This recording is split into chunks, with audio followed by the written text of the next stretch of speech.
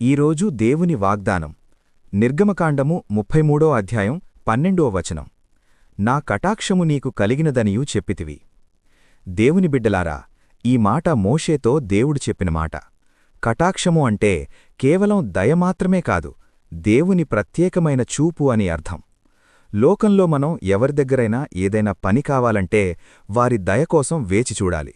కాని సర్వశక్తిమంతుడైన దేవుడే స్వయంగా మీతో అంటున్నారు, నా కటాక్షం నీకు కలిగింది అని. దీనర్థమేంటో తెలుసా? మీరు వెళ్లే మార్గంలో ఆయన మీకు తోడుగా ఉంటారు. శత్రువుల ముందు మిమ్మల్ని తల ఎత్తుకునేలా చేస్తారు. లోకం మిమ్మల్ని తృణీకరించినా దేవుడు మిమ్మల్ని తన కృపతో హెచ్చిస్తారు. మనుషుల దయ ఈరోజుంటుంది, రేపు పోతుంది. కాని దేవుని కటాక్షం మీమీద ఉంటే అది మిమ్మల్ని ఉన్నత శిఖరాలకు చేరుస్తుంది. మీరు ఏ విషయంలోనైతే భయపడుతున్నారో ఆ విషయంలో దేవుని దయ మీకు తోడుగా ఉండబోతుంది.